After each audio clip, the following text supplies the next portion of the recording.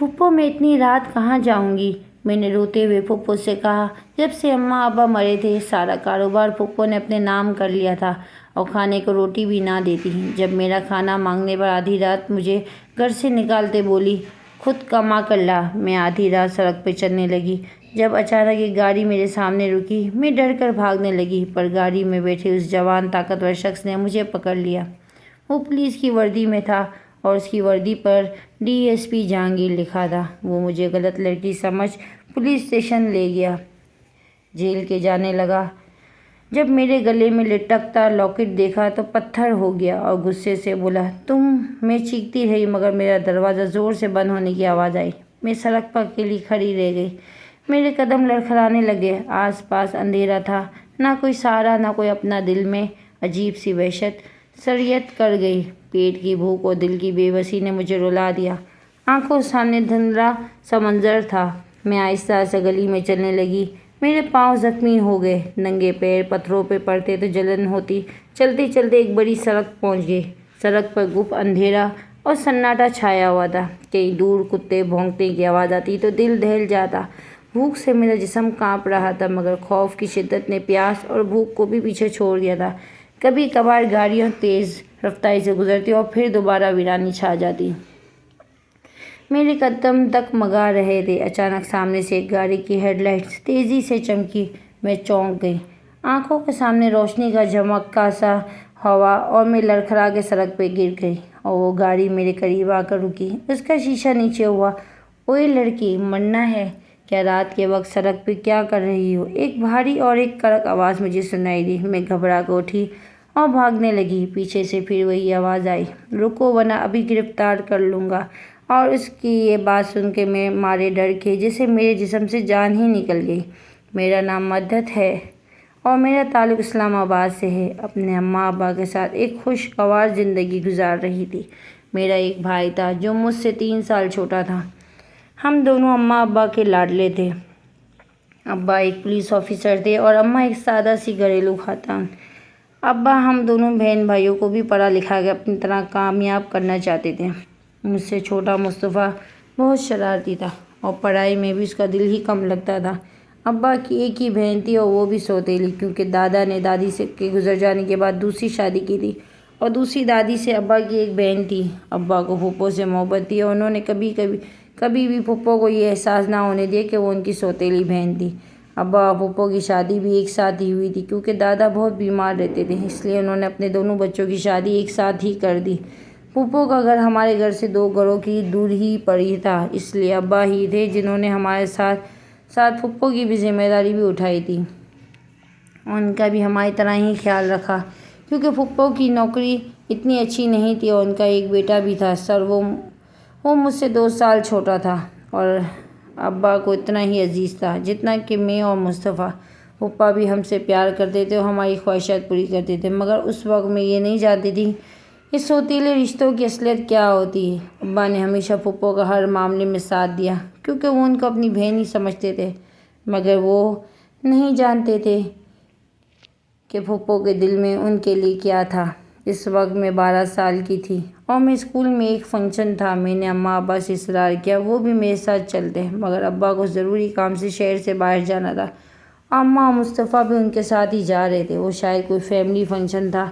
انہوں نے بھی مجھے ساتھ چلنے کے لیے کہا تھا مگر میرے لیے اسکول جانا زیادہ ضروری تھا، اس لیے میں ان کے ساتھ نہیں بلکہ اپنے اسکول چلی گئی اور وہ تینوں دوسرے شہر چلے گئے مگر یہ نہیں جانتی تھی کہ میں نے اس دن ان تینوں کو آخری بار دیکھا تھا کیونکہ راستے میں ان کی گاڑی کا ایکسیڈنٹ ہو گیا تھا اور موقع پر ہی وہ تینوں جل بسے تھے۔ میرے لیے وہ دن گویا قیامت کا دن تھا کیونکہ میرا تو کوئی اپنا رہا ہی نہیں تھا اور اس دن کے بعد سے پھپھو کا رویہ بھی میرے ساتھ بدلنے لگا۔ مجھے اندازہ ہو گیا تھا پھپھو سوتیلی ہی تھی جبکہ جو میرے اپنے تھے وہ تو مجھے بھری دنیا میں تنہا چھوڑ گئے تھے۔ میرے اپنوں کا انتقال کے بعد تو جیسے میری دنیا ویران ہو گئی۔ 12 سال کی عمر میں یتیمی کا دکھ سہنا اتنا آسان نہ تھا۔ پھپھو اور پھوپھا کا جو کبھی ابا سے محبت میں مجھے اپنی اولاد کی طرح رکھتے اب ان کا رویہ بھی آہستہ آہستہ بدلنے لگا۔ پھپھو نے اپنا گھر کرائے پہ دے دیا اور ابا کا گھر ہی شفٹ ہو گئے کیونکہ وہ دنیا کو یہ دکھانا چاہتے کہ ان کو میری پرواہ تھی، اس لیے وہ میرے ساتھ ہی میرے گھر میں رہنے لگے۔ جب میرے گھر والے دنیا سے چلے گئے تو شروع میں پھپھو نے دنیا دکھاوے کے لیے مجھے گلے لگایا، مجھے حوصلہ دیا، مجھ سے پیار بھی کیا، مگر چند ہی دنوں میں ان کی ہمدردی ختم ہونے لگی۔ پھپھو نے ابا کی وفات کے بعد ان کی ساری جائیداد اور بینک بیلنس اپنے نام کروانے کی کارروائیاں شروع کر دیں اور ان کی ساری زندگی کی کمائی اپنی مٹھی میں لے لی۔ ان کے ساتھ ہی ان کا رویہ بھی سرد ہونے لگا۔ مجھے تو یقین ہی نہیں آیا کہ پہلے تو وہ مجھے اپنی بیٹی کہتی تھی، پھر ان کے لہجے میں اجنبیت نظر آنے لگی۔ پہلے پھپھو مجھ سے محبت کرتی تھی، مگر پھر وہ مجھے گھر کے کاموں میں جھونکنے لگی۔ لیکن انہوں نے مجھ پر ایک احسان کیا کہ میری اسکول ختم نہ کروایا، مگر اسکول سے آتے ہی پھپھو مجھے کچن کے کاموں میں الجھا دیتی اور ان کے شوہر بھی اکثر مجھ سے سخت لہجے میں بات کرنے لگے، اور اگر میں ان سے کوئی سوال کرتی تو جواب میں مجھے ہمیشہ تلخ جملے ہی سننے کو ملتے۔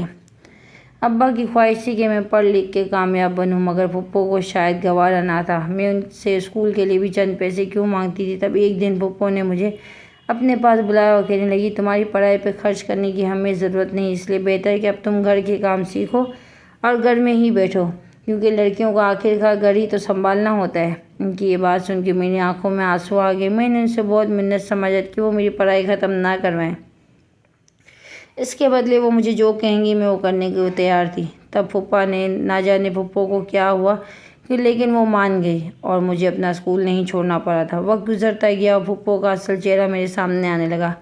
ابا کے انتقال کے بعد ان کے بینک اکاؤنٹس اور جائیداد سب کچھ ہی پھپھو کے قبضے میں تھا، اور ان سے اپنی چھوٹی چھوٹی ضرورتوں کے لیے بھی ایسے مانگتی تھی جیسے بھیک۔ ایک دن میں نے پھپھو کو پھپھا سے کہتے سنا کہ اب وہ مداحت ہماری ہی ذمہ داری ہے، اس لیے جب تک ہم اس کی شادی نہیں کروا دیتے وہ ہمارے سر پہ بوجھ بنی رہے گی۔ ان کی بات سن کے میری روح کانپ گئی اور میں سوچنے لگی کیا میں واقعی ان پر بوجھ تھی، مگر وہ دنوں تو میرے جیسے ہی ابا کی کمائی پر قابض ہو کے بیٹھے تھے۔ سب کچھ میری آنکھوں کے سامنے ہی تھا، کس طرح سے پھپھو نے میرے ابا کی دولت پہ اپنی ڈھونس جما لی تھی، اور وہ جو ابا کی زندگی مجھ سے محبت دکھاوا کرتی تھی اب انہی سے اپنی ضرورت پوری کرنے کے لیے ان کے آگے ہاتھ پھیلانے پڑتے ہیں۔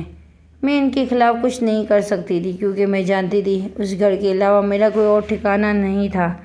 میرے ساتھ جیسا بھی سلوک کر رہے تھے انہوں نے مجھے گھر میں رہنے دیا تھا اور اپنی تعلیم بھی جاری رکھنے دی تھی، اور میرے لیے یہی بہت تھا کہ میں محفوظ چھت کے نیچے سانس لے رہی تھی۔ میں اکثر رات کو اپنے کمرے سے بیٹھ کر اماں ابا اور مصطفیٰ کو یاد کر کے روتی رہتی تھی۔ کبھی کبھی میرا دل چاہتا تھا کہ میں اپنی زندگی ختم کر لوں اور ان کے پاس چلی جاؤں، مگر میں ایسا نہیں کر سکتی تھی، کیونکہ مجھے کامیاب ہونا تھا اور ابا کا خواب پورا کرنا تھا۔ اسے تو میں کر ہی سکتی تھی۔ میں نے پکا ارادہ کر لیا، چاہے حالات جیسی بھی ہو جائے میں اپنی تعلیم جاری رکھوں گی اور ایک دن کامیاب ہو کے اپنے اماں ابا کو خواب پورا کروں گی اور پھپھو کو یہ ثابت کر دوں گی کہ ان کے ظلم و ستم میری زندگی پر کوئی اثر نہیں پڑا تھا اور نہ ہی ان کا برتاؤ مجھے توڑ سکتا ہے۔ پھپھو نے بے شک مجھے اسکول جانے کی اجازت دے دی تھی، لیکن ان کے ساتھ ہی انہوں نے سارے گھر کی ذمہ داری بھی میرے کندھوں پر ڈال دی تھی۔ میں چھوٹی سی عمر میں صبح سویرے اٹھتی، سارے گھر کے کام کاج کرنے کے بعد میں اپنے لیے ناشتہ بناتی اور پھر اسکول چلی جاتی۔ وہ اسکول کا ہی وقت ہوتا ہے جب میں خود کو آزاد محسوس کرتی اور وہاں پر دوستوں کے ساتھ کھیل کود میں مصروف ہو کر زندگی کی ساری پریشانیوں کو بھول جایا کرتی۔ مگر جیسے ہی چھٹی کا وقت قریب آتا میرا دل بوجھل سا ہو جاتا اور آنکھوں میں آنسو لیے اپنا بستہ اٹھائے اس گھر میں واپس آ جاتی جو اصل میں میرے لیے ایک قید خانہ بن گیا تھا۔ میں اس قید خانے میں ملازموں والی زندگی گزارنے لگی۔ جب میں نے میٹرک کر لیا تو پھپھو نے ایک بار پھر مجھے گھر بس آنے کا کہا، اور شاید پھپھا ان کی بات مان بھی جاتے، مگر میں نے ایک بار پھر ان کے سامنے ہاتھ جوڑے اور ان سے کہا کہ میں ان سے ساری زندگی کچھ نہیں مانگوں گی، بلکہ جیسا وہ کہیں گے میں اپنی زندگی گزاروں گی۔ لیکن بس میرا ایک ہی شوق تھا اور وہ تھا اپنی تعلیم مکمل کرنا، اور مجھے کر لینے دیتے۔ پھپھو میری بات مان گئی، کیونکہ میں نے کبھی ان سے اور کچھ مانگا ہی نہ تھا۔ انہوں نے مجھے اجازت دے دی، میں جتنا پڑھنا چاہتی تھی پڑھ سکتی تھی، مگر اس کے بعد انہوں نے مجھے پڑھائی پہ خرچ کرنے کا علاوہ کوئی بھی پیسہ دیا ہی نہیں تھا۔ میں ہر عید پر کسی اور کے تہوار کو خاموشی سے گھر میں ایک کونے میں بیٹھتی، ان سب کو خوشیاں مناتے دیکھتی اور اپنے اماں ابا مصطفیٰ کو یاد کر کے روتی۔ میں پڑھائی میں یاسر سے بہتر تھی اور یہ بات پھپھو کو معلوم تھی، اس لیے انہوں نے یاسر کو میرے ساتھ اٹھنے بیٹھنے سے کبھی منع ہی نہ کیا، بلکہ یاسر کی ذمہ داری بھی میرے اوپر ڈال دی۔ میں اس کو بھی اپنے ساتھ بٹھا کر پڑھایا کروں اور اس کی پڑھائی میں مدد کیا کروں۔ یاسر کا بھی پڑھائی میں دل ہی کم ہی لگتا تھا، اور جب اس کو پڑھائی میں دل لگانے کا کہتی تو مجھے مصطفیٰ کی یاد آ جاتی، کیونکہ میرا بھائی بھی تو ویسا ہی شرارتی تھا، اس کا بھی پڑھائی میں کم ہی دل لگا کرتا تھا۔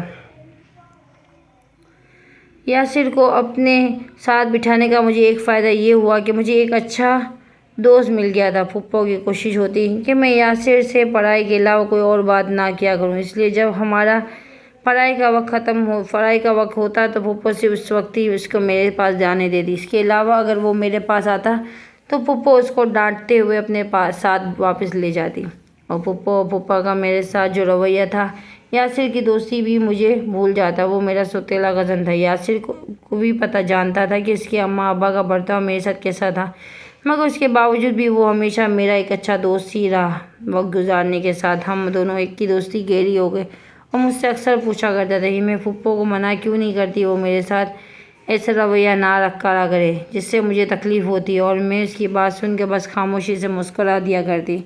میں یہ نہیں جانتی تھی کہ یاسر مجھے صرف اپنا دوست ہی نہیں سمجھتا، بلکہ وہ مجھے پسند بھی کرنے لگا تھا، اور مجھے اس بات کا اندازہ ہی نہیں ہو سکا تھا۔ وہ مجھے ٹوٹ کر جانے لگا تھا، جبکہ میرے ذہن میں تو یاسر کے لیے کوئی ایسی بات کبھی آئی ہی نہ تھی، کیونکہ وہ تو مجھ سے 2 سال چھوٹا تھا، اور اگر ایسی کوئی بات ہوتی تو پھپھو کبھی بھی اس کے حق میں نہ ہوتی۔ وہ تو پہلے ہی سے ہی مجھ سے بہت نفرت کرتی تھی، وہ بھلا مجھے اپنے بیٹے کی دلہن کیوں بناتی، مگر یاسر کے رویے میں وقت کے ساتھ ساتھ واضح تبدیلی آنے لگی۔ وہ مجھ سے زیادہ دیر تک باتیں کرنے لگا۔ ایک دن اس کی بات سن کے میرے ہاتھ پاؤں پھول گئے، جب اس نے مجھے بلا جھجک کہہ دیا تھا، مداحت میں تمہیں پسند کرتا ہوں۔ تو حیران رہ گئی۔ میں نے اسے سختی سے سمجھایا تھا کہ وہ ایسی باتیں نہ کرے، کیونکہ جو یہ سوچ رہا تھا وہ ممکن نہیں تھا، مگر یاسر بھی ضد ہی پکڑ لی تھی۔ وہ مجھے کہنے لگا، میں اپنے ماں باپ سے لڑ لوں گا، مگر تمہیں اپنی زندگی میں شامل کر کے ہی رہوں گا۔ میں نے اس کو کہا بھی کہ یہ ممکن نہیں، اگر پھپھو کو اس بارے میں پتہ چل گیا تو وہ میرا جینا حرام کر دیں گی۔ اس لیے یہ اندازہ نہیں تھا کہ یاسر ان کی باتوں کا انجام کتنا بھیانک ہو سکتا ہے۔ ایک دن پھپھو نے ہمیں ساتھ بیٹھ کر ہنستے ہوئے دیکھ لیا، اور بس وہ لمحہ میرے لیے قیامت کا لمحہ بن گیا۔ پھپھو نے سارے گھر میں ایک طوفان کھڑا کر دیا، اور مجھے طعنے دینے لگی، کیا یہی سکھایا تھا تمہارے ماں باپ نے کہ تم پڑھائی کے بہانے میرے بیٹے کے ساتھ بیٹھ کر ہنس ہنس کے باتیں کر رہی ہو؟ پھپھا نے بھی مجھے سخت نظروں سے دیکھا۔ تب پھپھو نے غصے میں آ کر فیصلہ سنا دیا کہ اب میں مزید آگے نہیں پڑھ سکتی۔ میں نے پھپھو کے سامنے ہاتھ جوڑے تھے، مگر اس بار انہوں نے مجھے گھر میں ہی بٹھا لیا۔ اس وقت کا یہ شکر کیا کہ ان سے یاسر کی سوچ کا علم نہیں ہو سکا تھا۔ میری پڑھائی کا کیا تھا، وہ میں سوچ چکی تھی کہ جب پھپھو کا غصہ ٹھنڈا ہو جائے گا تو میں ان کو منا ہی لوں گی، مگر میں نہیں جانتی تھی کہ میں غلط تھی۔ پھر میری تعلیم رکوا کر مجھے گھر میں قید کر دیا گیا۔ میرا کالج جانا بند ہو چکا تھا۔ پھپھو نے میرے لیے رشتہ تلاش کرنا شروع کر دیا تھا۔ وہ مجھے جلد سے جلد کسی کے ساتھ بیاہ کر اپنے گھر سے نکال دینا چاہتی تھی۔ میں نے خوب قد کاٹ نکالا تھا، اور بڑھتی عمر کے ساتھ میری خوبصورتی میں ایک نکھار بھی آ گیا تھا، اس لیے مجھے جو بھی دیکھنے آتا وہ مجھے پسند کر جاتا، مگر نہ جانے پھپھو کے ذہن میں ایسا کیا چل رہا تھا جو ہر رشتے میں کوئی نہ کوئی خامی نکال کر انکار کر دیتی تھی۔ ایک طرح سے میں خوش بھی تھی کہ پھپھو کا کوئی رشتہ پسند نہیں آ رہا تھا، کیونکہ میں ابھی شادی کرنا ہی نہیں چاہتی تھی، مگر دوسری طرف میرا دل یہ بھی سوچ کر ڈر رہا تھا کہ کہیں یاسر اپنے دل کی بات زبان پر نہ لے اور میری شادی طے ہونے سے پہلے ہی وہ اپنے ماں باپ سے اپنی پسند کا اظہار کر دے۔ جب سے میری پڑھائی چھٹی تھی تب سے پھپھو نے یاسر کو میرے آس پاس آنے سے بھی منع کر دیا تھا، مگر وہ اپنے ماں باپ سے چھپ چھپ کر میرے پاس آتا تھا، مگر گھر کے کاموں میں میری مدد کر دیا کرتا تاکہ میں اپنی ماں کی ڈانٹ سے مجھے بچا سکے، اور اکثر میرے ساتھ بیٹھ کر ڈھیروں باتیں کرتا، جبکہ میں خود کو اس سے چھپاتی رہ جاتی، مگر صرف یہی ڈر تھا کہ اگر مجھے پھپھو یا پھوپھا نے کسی نے دوبارہ اس کے ساتھ دیکھ لیا تو مجھ پر کوئی غلط الزام ہی لگا دیتے۔ میں ان کے بیٹے کو بہکا رہی تھی۔ میری زندگی تو پہلے ہی بہت مشکل ہو چکی تھی، مگر یاسر تھا کہ وہ میری کوئی بات سنتا ہی نہ تھا۔ ایک روز میں نے پھپھو کو پھوپھا سے یہ کہتے سن لیا کہ مجھے کسی ایسے انسان کے ساتھ رخصت کرنا چاہتی جو صرف مجھے ہی قبول کرنے کے لیے تیار ہوتا، کہ وہ مجھے جہیز کے نام پر ایک پیسہ بھی نہ دینا چاہتے تھے۔ تب مجھے سمجھ آ گیا کہ آخر پھپھو کا ہر رشتے میں کوئی نہ کوئی خامی کیوں نکل رہی تھی۔ پھپھو کو شوہر بھی اتنا سنگ دل اور بے حس ہو گئے تھے کہ خود تو میرے اماں ابا کی ساری جائیداد اوپر قبضہ کر کے بیٹھ گئے تھے، مگر مجھ پر 1 روپیہ بھی خرچ نہیں کرنا چاہتے تھے۔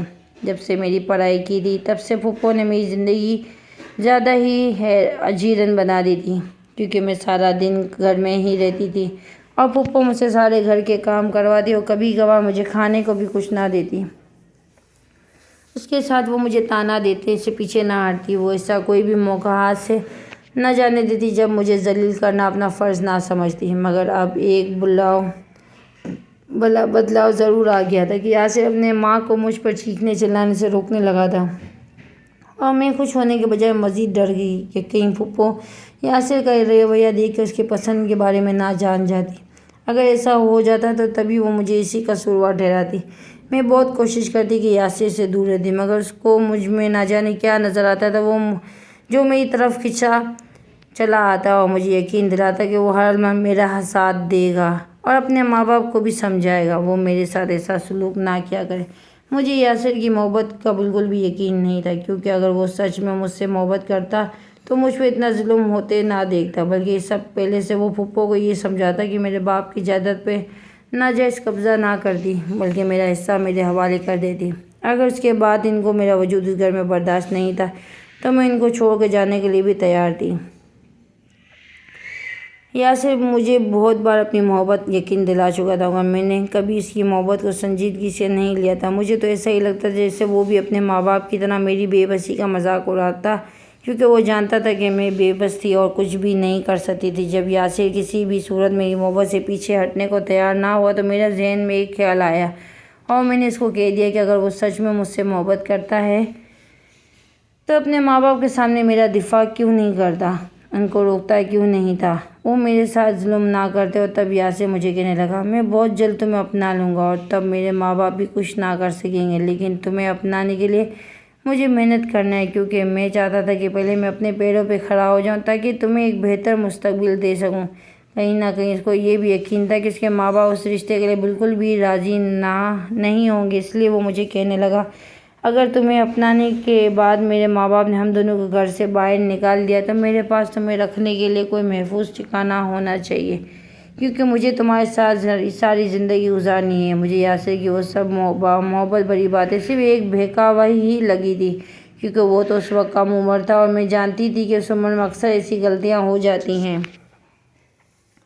جن کے بعد انسان بہت پچھتاتا ہے۔ اس لیے میں نے بھی یاسر کے سامنے حامی بھر لی کہ اگر تم مجھے اپنانا ہی چاہتے ہو تو میں بھی تمہارا انتظار کرنے کے لیے تیار ہوں۔ مجھے یہ فکر ستانے لگی، اگر پھپھو نے دوبارہ مجھے اس کے ساتھ دیکھ لیا وہ نہ جانے کیا گزریں گی۔ اس لیے میں نے یاسر کو منع کر دیا، جب تک وہ اپنے پیروں پہ کھڑا نہ ہو جاتا وہ مجھ سے تنہائی میں نہ ملا کرے، کیونکہ میں نہیں چاہتی کہ گھر میں کسی کو بھی ہم دونوں کے بارے میں کوئی شک ہو جاتا۔ یاسر کے لیے مجھ سے دور رہنا بہت مشکل تھا، مگر وہ بہت مشکل اس شرط پہ راضی ہو گیا کہ چاہے وہ جو بھی ہو جائے میں اس کا انتظار کروں گی، کسی بھی رشتے کے لیے ہاں نہیں کروں گی۔ میں نے اس کو یقین دلا دیا تھا، میں اس کا انتظار کروں گی اور کسی رشتے کے لیے حامی نہیں بھروں گی، مگر مجھے اپنے ہی کہے ہوئے لفظ کھوکھلے لگنے لگے تھے۔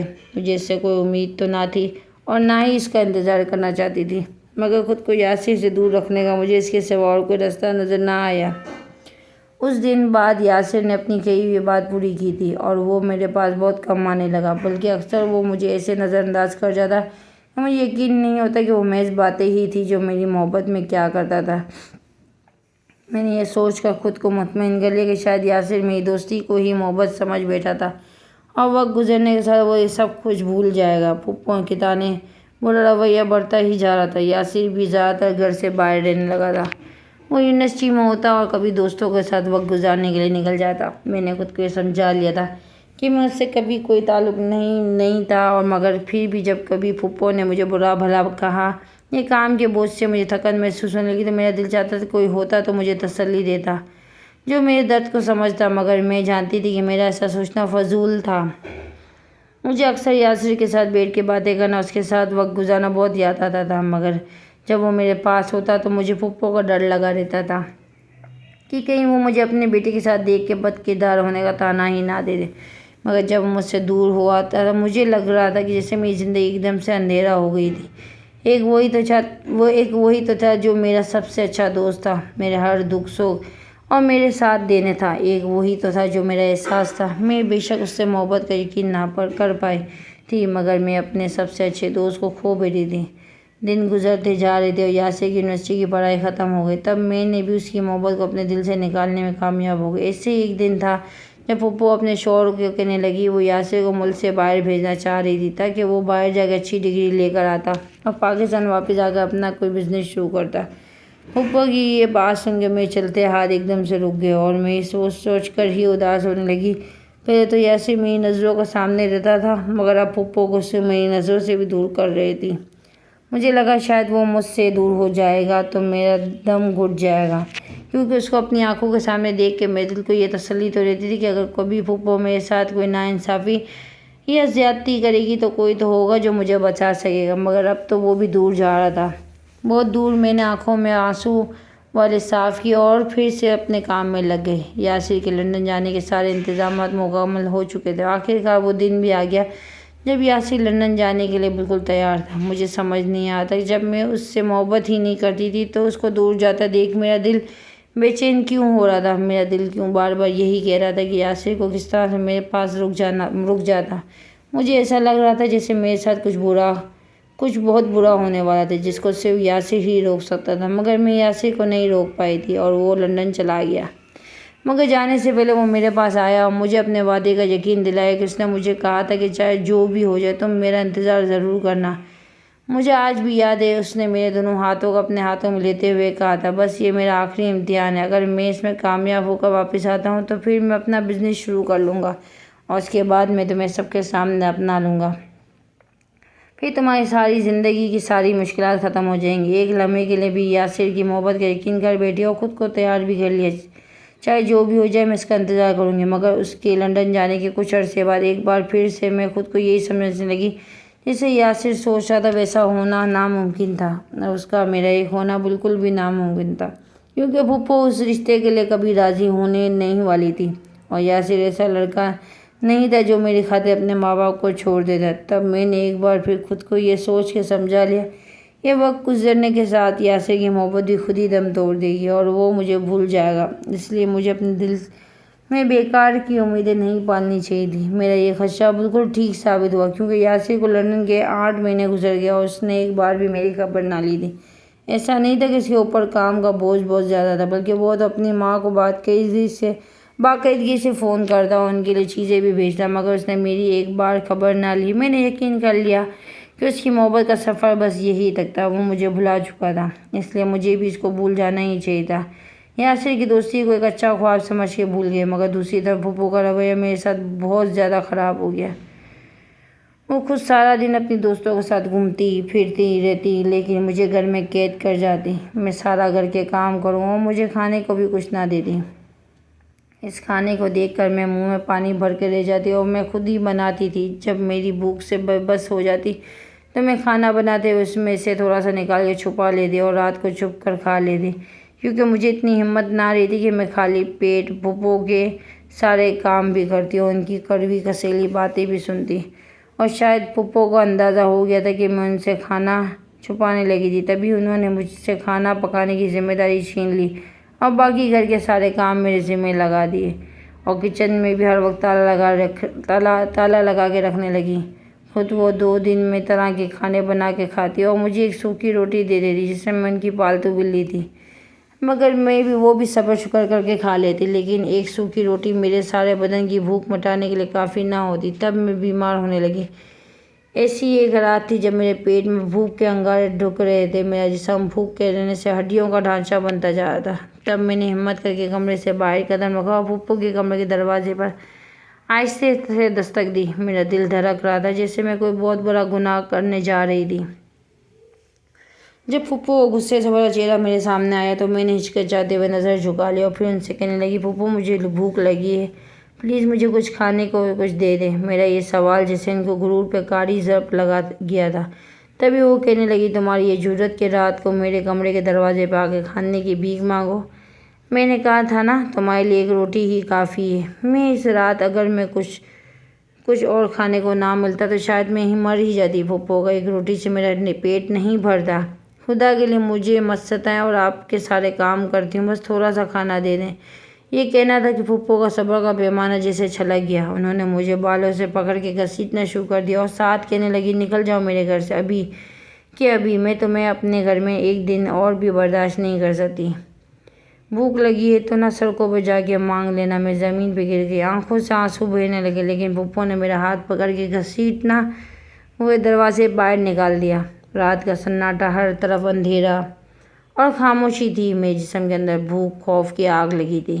میں چیخ رہی تھی مگر دروازہ زور سے بند ہونے کی آواز آئی اور میں سڑک پر اکیلی کھڑی رہ گئی۔ میرے قدم لڑکھڑانے لگے، آس پاس اندھیرا تھا، نہ کوئی سہارا، نہ کوئی اپنا۔ دل میں عجیب سی وحشت سرایت کر گئی۔ پیٹ کی بھوک اور دل کی بے بسی نے مجھے رلا دیا۔ آنکھوں کے سامنے دھندلا سا منظر تھا۔ میں آہستہ آہستہ گلی میں چلنے لگی۔ میرے پاؤں زخمی ہو گئے، ننگے پیر پتھروں پہ پڑے تو جلن ہوتی چلی جاتی۔ ایک بڑی سڑک پر پہنچی۔ گاڑی سڑک پر گپ اندھیرا اور سناٹا چھایا ہوا تھا۔ کہیں دور سے کتے بھونکنے کی آواز آتی تو دل دہل جاتا۔ بھوک سے میرا پورا جسم کانپ رہا تھا، مگر خوف کی شدت نے پیاس اور بھوک کو بھی پیچھے چھوڑ دیا تھا۔ کبھی کبھار گاڑیاں تیز رفتاری سے گزرتی اور پھر دوبارہ ویرانی چھا جاتی۔ میرا قدم ڈگمگا رہے تھے۔ اچانک سامنے سے ایک گاڑی کی ہیڈ لائٹ تیزی سے چمکی۔ میں چونک گئی۔ آنکھوں کے سامنے روشنی کا جھماکا سا ہوا اور میں لڑکھڑا کے سڑک پہ گر پڑی اور وہ گاڑی میرے قریب آ کر رکی۔ اس کا شیشہ نیچے ہوا۔ اوئے لڑکی، مرنا ہے کیا؟ رات کے وقت سڑک پہ کیا کر رہی ہو؟ ایک بھاری اور کڑک آواز مجھے سنائی دی۔ میں نے گھبرا کے اٹھی اور بھاگنے لگی۔ پیچھے سے پھر سے یہ آواز آئی، رکو ورنہ میں ابھی گرفتار کر لوں گا۔ تب میرے قدم اور تیز ہو گئے اور میں گلی میں مڑنے ہی والی تھی کہ پیچھے سے ایک مضبوط ہاتھ نے مجھے پکڑ لیا۔ میں گھبرا کے چیخ ماری، مجھے جانے دو۔ وہ شخص پولیس کی وردی میں تھا۔ اس کی آنکھوں میں شک اور غصہ تھا۔ رات کے اس پیر سڑک پر اکیلی، ضرور تم کوئی بد کردار لڑکی ہوگی۔ سچ بتاؤ، کہاں سے آ رہی ہو؟ کس کے ساتھ تھی؟ میرے آنسو رکنے کا نام نہ لے رہے تھے۔ میں نے کانپتے ہوئے کہا، میں بد کردار نہیں ہوں، خدا کے لیے مجھ پہ الزام نہ لگاؤ، میں بس بھوکی تھی۔ مجھے گھر سے نکال دیا گیا۔ مگر اس نے طنزیہ ہنسی کے ساتھ مجھ سے کہا کہ بکواس بند کرو، یہ ڈرامہ سب دیکھ چکا ہوں۔ میں رات کو بھٹکتی لڑکیاں ہمیشہ یہی کہانی سناتی ہیں۔ آؤ چلو کہ تھانے میں بیان دینا۔ میں اسے یقین دلانے کی بہت کوشش کی کہ خدا کے لیے میرا یقین کرو، میں گنہگار نہیں ہوں۔ وہ لمحہ میرے لیے قیامت سے کم نہ تھا۔ میرا دل چاہ رہا تھا میں زمین پر جاؤں، اس میں سما جاؤں۔ اس نے مجھے بازو سے کھینچتے ہوئے گاڑی میں بٹھایا اور مجھے اپنے ساتھ تھانے میں لے گیا۔ اس سے بار بار یہی کہہ رہی تھی کہ خدا کے لیے میرا یقین کرو، میں گنہگار نہیں ہوں، میں نے کچھ نہیں کیا۔ مگر اس کے کان تو جیسے بند تھے، اس کے چہرے پہ سختی اور آنکھوں میں شک کی بجلیاں کوند رہی تھیں۔ مجھے لگا کہ اب میری عزت اور میری وقار ہمیشہ کے لیے اس حوالات کی گندی دیواروں میں دفن ہو جائے گا۔ اور اسی لمحے جب وہ مجھے حوالات کے اندر دھکیلنے لگا، اس کی نظریں اچانک میرے گلے میں جھولتے لاکٹ پہ پڑی۔ وہ لمحہ عجیب تھا، جسے وقت تھم گیا۔ وہ ایک دم سے رکا اور اس کے ہاتھ کی گرفت ڈھیلی پڑ گئی اور اس کی آنکھوں پتھر کی طرح جمی رہ گئی۔ اس نے لاکٹ کو غور سے دیکھا، پھر غصے سے مجھے کہنے لگا، یہ لاکٹ تمہارے پاس کہاں سے آیا؟ میں حیران تھی، میری سسکیاں کچھ لمحوں کے لیے تھم گئی۔ میں نے ڈرتے ڈرتے اس سے کہا، یہ میرے ابا نے مجھے دیا تھا جب میں پہلے دن اسکول گئی تھی، یہ میرا تحفہ تھا۔ اس کے چہرے کا رنگ اڑ گیا، وہ جیسے سانس لینا بھول گیا۔ وہ مجھے کہنے لگا، تم کس کی بیٹی ہو؟ اور اس لمحے مجھے یاد آیا کہ میرے ابا بھی تو ایک پولیس آفیسر تھے اور جو میرے سامنے بیٹھا تھا وہ بھی ایک ڈی ایس پی تھا۔ اس کی شرٹ پہ اس کا نام لکھا تھا، ڈی ایس پی جہانگیر۔ تب مجھے لگا کہ شاید وہ میرے ابا کو جانتا تھا، تبھی اس نے مجھے جیل میں نہیں ڈھکیلا تھا، بلکہ باہر ہی ایک کرسی پہ بٹھا کر مجھ سے میرے ابا کے بارے میں پوچھنے لگا۔ تو میرے گلے میں جو لاکٹ تھا، اس میں ابا نے مجھے گود میں اٹھایا ہوا تھا اور وہ ڈی ایس پی کے میرے ابا کے ساتھ کام کر چکا تھا۔ تبھی اس نے میری کچھ باتیں سننے کے لیے اور بات کا یقین کر لیا تھا اور میں ایس پی رومان کی بیٹی تھی۔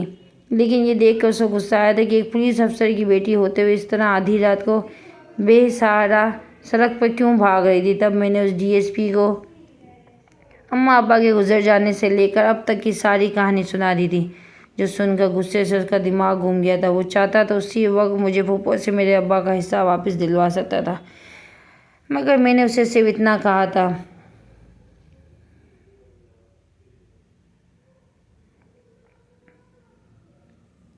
کہ وہ میری اتنی سی مدد کر دیتا کہ فی الحال مجھے کسی محفوظ مقام پہ بتا دیتا، کیونکہ خالی پیٹ مجھ میں مزید کسی دکھ یا ظلم سہنے کی ہمت نہ تھی تب وہ مجھے اپنی بہن کے گھر لے گیا تھا، کیونکہ وہ تو خود اپنے گھر میں اکیلا ہی رہتا تھا۔ اس دن میں رومان کی بہن فرحت کے گھر رہنے لگی، جو ایک بڑی عمر کی مگر مضبوط عورت تھی۔ اس نے اپنی بھی 3 بیٹیاں تھیں اور وہ تینوں شادی شدہ تھیں، اس لیے فرحت نے مجھے اپنے ساتھ رکھنے پر کوئی اعتراض نہ تھا۔ میں بھی خوش تھی، کم از کم مجھے ایک محفوظ چھت اور 2 وقت کی روٹی ملنے لگی۔ تبھی مجھے فرحت سے معلوم ہوا تھا کہ میرے ابا کے DSP رومان نے بہت احسان تھے، جس کی وجہ سے وہ میری مدد کر رہا تھا۔ ایک پھر جب اپنوں کی یاد آئی تو میری آنکھوں سے آنسو بہنے لگے، مگر تب میں ارادہ کر چکی تھی کہ اگر پھپھو نے میرے باپ کا لحاظ نہیں کیا تو میں کیوں کرتی۔ جب پھپھو نے ہی میرے ابا کی ساری قربانی کو فراموش کر دیا تھا کہ میں کیوں کرتی۔ میں بھی چپ نہیں بیٹھی، میں نے پھپھو پر کیس کر دیا تھا۔ انہوں نے میرے باپ کی جائیداد پر ناجائز قبضہ کیا تھا۔ میں اتنی گری ہوئی نہیں تھی کہ پولیس کے زور پر ان سے اپنا حق چھینتی، بلکہ میں نے قانونی طور پر ان سے اپنا حصہ لینے والی تھی۔ اس پولیس نے بھی میری مدد کی تھی اور پھپھو کے خلاف وہ سارے ثبوت اکٹھے کیے تھے جن سے میں نے عدالت میں ثابت کر سکتی تھی۔ پھپھو ہی تھی جنہوں نے میرے ابا کی موت کے بعد ہماری جائیداد پر قبضہ کیا تھا، حالانکہ ان کا تو اپنا کوئی حصہ بنتا ہی نہیں تھا، کیونکہ وہ تھیں بھی میرے ابا کی سوتیلی بہن۔ اس کے باوجود بھی ابا نے ان کا خیال رکھا کرا تھا، مگر انہوں نے ثابت کر دیا تھا کہ سوتیلے رشتے سوتیل ہی رہتے ہیں، چاہے ان کے ساتھ آپ جتنا مرضی اچھا بن جائے، وہ آپ کے سگے نہیں ہوتے۔ پھپھو پر کیس کرنا آسان نہ تھا، میرے اندر ایک جنگ جاری تھی۔ میرے ابا کی یادیں، ان کی محنت اور کمائی کی جائیداد، ان کے خواب میرے سامنے تھے۔ میں یہ سب کیسے کسی کے حوالے کر دیتی، خاص طور پر اس کے جس نے میرے ابا کو جانے کے بعد میرا سب کچھ چھیننے کی کوشش کی تھی۔ کیس شروع ہوتے ہی پھپھو نے اپنی چالیں چلنی شروع کر دی۔ انہوں نے مہنگے وکیل کیے، جعلی کاغذات تیار کروائے، گواہ خریدے۔ کئی بار وہ وکیل مجھے عدالت کے سامنے نیچا دکھانے کی کوشش کرتے، جھوٹ بول رہی ہے۔ میرے ابا نے اپنی جائیداد خود ہی اپنی سوتیلی بہن یعنی پھپھو کے نام کر دی تھی، لیکن تب DSP جہانگیر نے جو محنت کی تھی وہ سب کام آنے لگی۔ اس نے اصل کاغذات عدالت میں پیش کیے۔ جیسے جیسے مقدمہ آگے بڑھتا گیا، پھپھو کا دباؤ بڑھنے لگا۔ انہوں نے مجھے پیغام بھیجے، کبھی لالچ دی، کبھی میں کیس واپس لے لوں، وہ مجھے اچھی خاصی رقم دے دے گی، کبھی دھمکیاں بھی بھیجی، اگر پیچھے نہ ہٹی تو میری زندگی اجیرن کر دیں گے۔ لیکن میری زندگی جتنی اجیرن انہوں نے پہلے کر دی تھی، اس سے زیادہ مجھے کسی بات کی پرواہ نہ تھی۔ لیکن میں نے فیصلہ کر لیا تھا کہ میں ڈری نہیں۔ مہینوں تک مقدمہ چلا، ہر پیشی پر ہر نئے سوال، گواہ، کاغذات پیش کیے، لیکن آخر کار سچ جیت گیا۔ جج نے فیصلہ دیا کہ پھپھو نے ناجائز قبضہ کیا تھا اور ان کو سزا سنائی دی گئی، لیکن پھپھو کہاں ہار ماننے والی تھی۔ ان کے پاس دولت تھی، اسر و سراغ۔ انہوں نے اپیل دائر کر دی اور اپنے تعلق کا استعمال کرنے لگی۔ کئی بار تو مجھے لگتا اب فیصلہ بدل جائے گا، اور تب میری زندگی میں وہ موڑ آیا جس نے کبھی تصور بھی نہیں کیا تھا۔